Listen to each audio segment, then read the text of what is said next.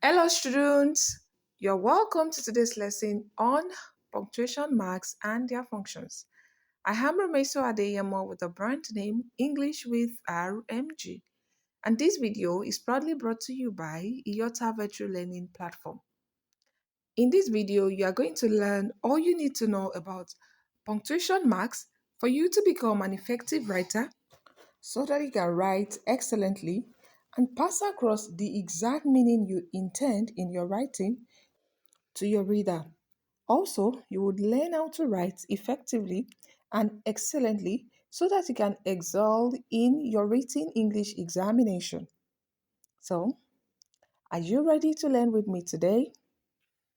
Get your writing materials, stay tuned, and let's begin. So, this is the part 4 of this series that I made on punctuation marks. In the previous series, we've discussed different types of punctuation marks, the end marks, and now we are on the internal marks. Remember that I said that all punctuation marks can generally be divided into two. The end marks, which are three: full stop, question mark, and the exclamation mark. And then we have the internal marks. Now we are discussing the internal marks, and we've discussed the apostrophe, the quotation marks. Now, let's continue with the colon. So, why do we need to use the colon in writing? Or what kind of meaning do we use the colon to communicate in our write-up? So, the colon introduces various items, examples, and longer passages of discourse. What do I mean by that? I know that many of you students are familiar with defining some concepts, like maybe you want to define biology. You write biology and then you put your colon in front of it, then you write the definition. That means that you are using the colon to say that whatever it is that is coming after what I've written before is an explanation of what I've written earlier. I know that you are familiar with this function of colon. However, let's look at the functions of the colon. Are there any more functions rather than this? So function 1, we have to introduce a clarification, an explanation, or an expansion of the preceding clause. So this is just like what I've explained earlier. When you want to say that what is coming next is an expansion, an explanation, or a clarification of what I've said before, then you can use the colon to signify this. Are you following? So let's look at a few examples. I have 3 favorite cities in Africa: Lagos, Accra, and Cape Town. So this is like an explanation of what I've said or an expansion of it. Just saying 3 favorite cities is not enough, but when I'm able to expatiate by saying the names of these cities, it's more like an explanation of what I said earlier. So you can use the colon for this function in your writing. If you want to make more clarification or a better explanation or an expansion of what you've said earlier, you can use the colon. Example 2, we have the company's goal is simple: to provide excellent customer service. So most times you will see some firms or establishments and you will see motto, then you see the colon, then they write maybe knowledge is power or whatever it is that it is their motto. Do you understand? So it's like explanation or expansion of whatever it is that they are trying to say. So example 3, we have the recipe requires 3 essential ingredients: sugar, butter, and flour. So still on explanation, clarification, or expansion. So function number 2 for the colon, we have to introduce a list or a series. So this is also a common function of the colon. I don't know how often you use it. So, but when you want to introduce a series, you can use the colon. So let's look at a few examples. I need to buy the following groceries: milk, eggs, bread, cheese, and granite oil. So it's like still an explanation, but here it is a series or a list of whatever it is that I have said. Do you understand? So groceries include milk, eggs, bread, cheese, and granite oil. So example 2, we have the conference will cover several topics: marketing, sales, leadership, etc. So sometimes when you want to make a list of whatever it is that you said, several topics is one topic. So marketing, sales, leadership is just like examples of it. Do you understand? So a list of it, you can use the colon to introduce it. Example 3, we have the examination consists of 4 sections: math, English, science, and history. Still on using the colon to introduce what? A series based on what I've said earlier or what is being said prior to the use of the what? The colon. Do you understand this function too? I hope you do. Function 3, to indicate ratios or proportions. So this is what we do in arithmetic, mathematics generally. Or we can also use it to explain whatever ratio that we are trying to put in our writing. So for example, we have the company's profit margin is 3:2. That is the proportion of what?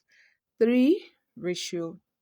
So colon is the punctuation that is used in mathematics, or even when you are trying to just explain something in English that is in ratio, to indicate what? Ratio. Example 2, we have the recipe requires a 2-to-1 ratio of sugar to flour. So when you are trying to explain something in ratio, you use the what? The colon. Example 3, the game score was 5:2 or 5-to-2. Do you understand? So this is another function of the colon. So function number 4, we have to separate titles from subtitles, indicate volume and page numbers or cite references. So this is a function that we do in writing in order to acknowledge um, someone who has written something. So when you are writing from a textbook, you need to acknowledge that, oh, I got these words from this particular textbook, and this textbook is written by this particular person. If you are just preparing for your WAEC, I don't know if you are familiar with this concept, but let's look at a few examples. Example 1, we have book title, The Great Gatsby, a novel. So let's say you've quoted something from The Great Gatsby. You also need to acknowledge it in your write-up, and you need to write it in this format using the colon to introduce the title and the novel. So example 2, we have academic paper, Smith J 2020, the impact of climate change. So this is like referencing. You need to always respect the person and the book, the title of the book that you've written whatever concept from, especially when you are writing it exactly the way it has been written in that book. If you don't do that, you can be charged for plagiarism, that is stealing someone else's intellectual property. Do you understand? So it is not, if you are not really familiar with it, because I'm not sure, not all SSE students are already familiar with making references when they use concept. But most times, if you are quoting someone, that's why they said, for example, when you say according to Mark Johnson, for example, you could say economics is defined as so so so. You are referencing that Mark Johnson. Do you understand? So now let's look at a practical question from our past question, how we can use the colon in answering some of our written English examinations. So we have WAEC 2018, section A, question 2.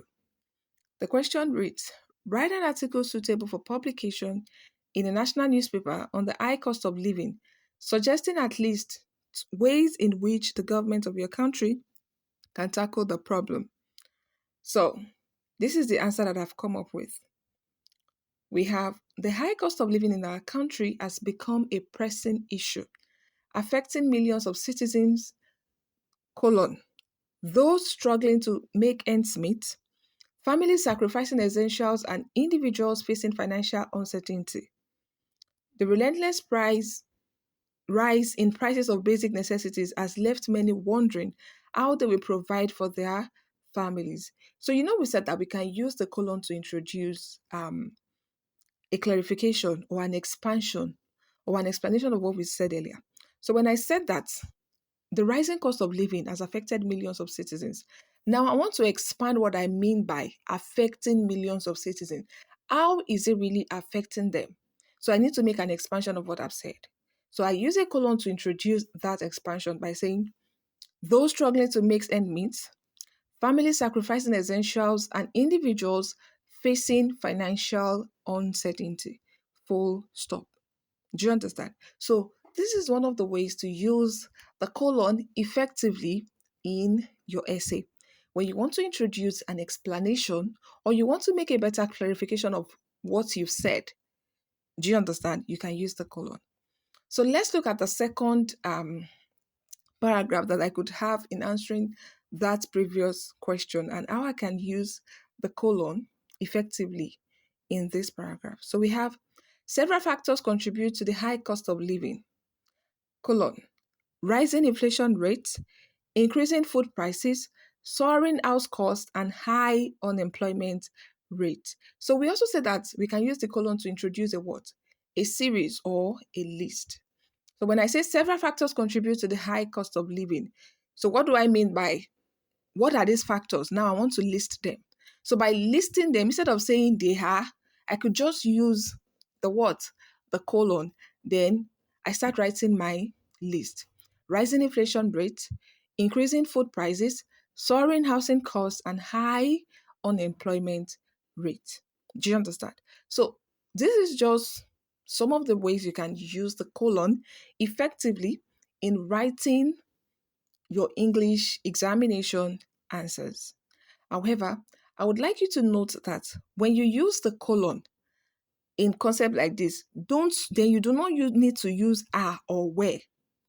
Or once you use the verb are, or when you say they are or they were, then you don't need to put the colon after it. You would see that in those two paragraphs that I gave you as example, I didn't use her. I just go straight to putting the colon there. The colon is like replacing they are or they were. So it's either you use the colon or you use they are. Are you following? So don't confuse it. Or when you say they include, even when you say they include, you don't need the colon anymore. Are you following? So please do not mix it up. I hope you can use the colon effectively in writing your examination, or even if you are just writing a paper or whatever it is that you want to write. It's all about writing English effectively. So now let's move on to our next internal punctuation mark, which is what? The semicolon. It is very closely related to the colon, especially with the way it looks. But let's look at the functions. So we have the semicolon is an internal punctuation which calls for a pause that is longer than a comma and shorter than a full stop. So, in essence, the semicolon is like in between the comma and the full stop.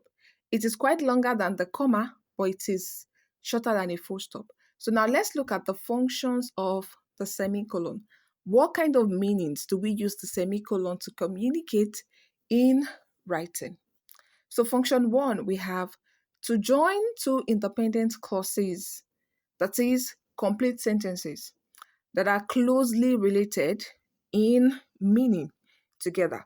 So when I say independent clauses, what do I mean? I mean that these are clauses that can stand on their own and qualify as a sentence on their own, simple sentence most times. Do you understand?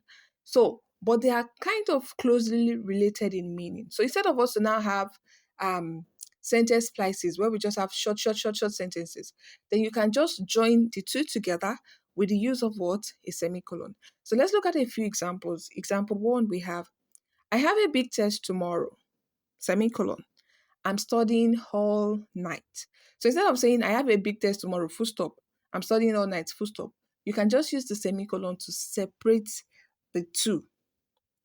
Are you following? So that you can show that there is a close relationship between these two clauses. Are you following? Example two, we have, the city is known for its beauty. Tourists visit it annually. So there is a relationship between a beautiful city and what? Tourist visit. It is closely related. So I can just separate them with a what? With a semicolon. Instead of using a semicolon, sometimes you could use a conjunction as well. Do you understand? So if you don't want to use a conjunction, you could use a semicolon to join two independent clauses like this together.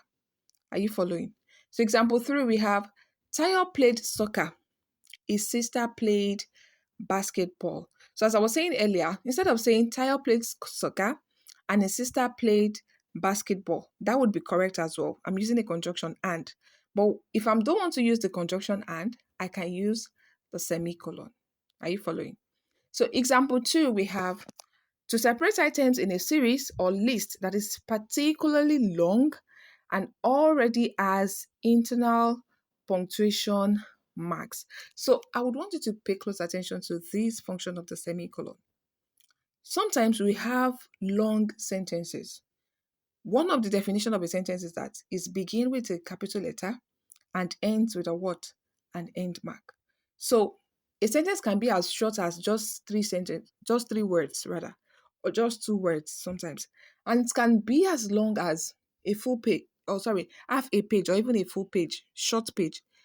It all depends on how well you can use your punctuation marks to communicate. So when we have long sentences like this, sometimes we already have comma in it, but we have other concepts that we want to explain.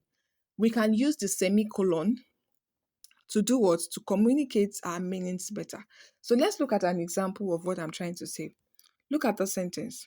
We have the university offered courses in mathematics with topics including algebra, geometry, and calculus, computer science with focuses on AI, machine learning, and data analysis, and engineering with specializations in mechanical, electrical, and civil.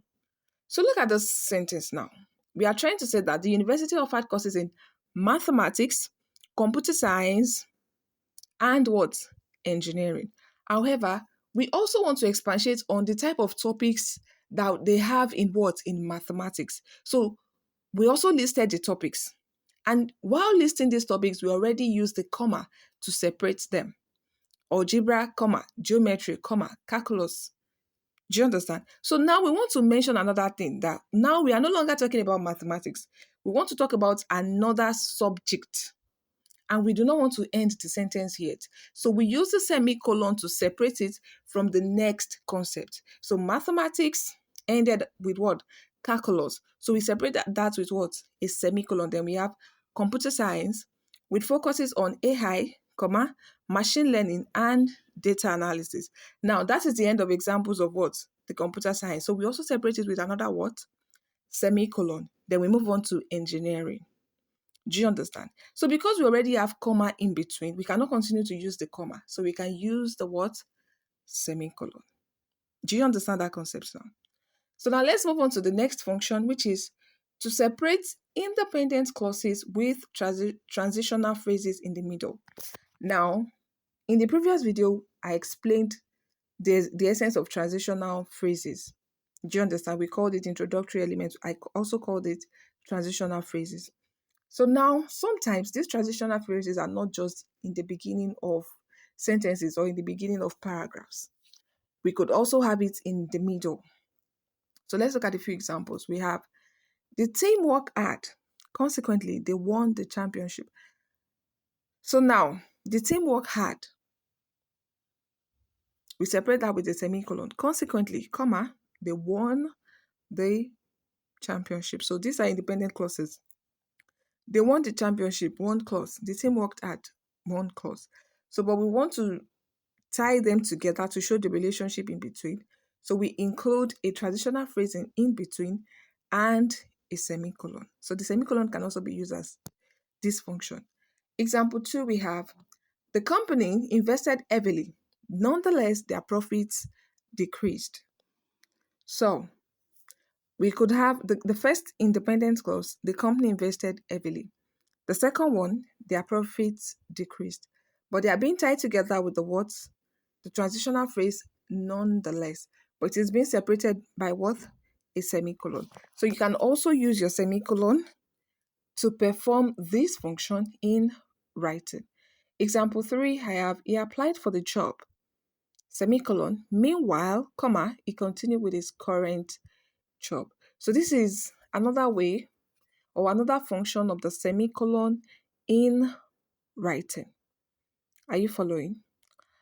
So now let's move on to our next punctuation mark, which is the ellipses or the dots. Students have used this punctuation a lot, and I would like you to master how to really use it. So let's continue in the next part.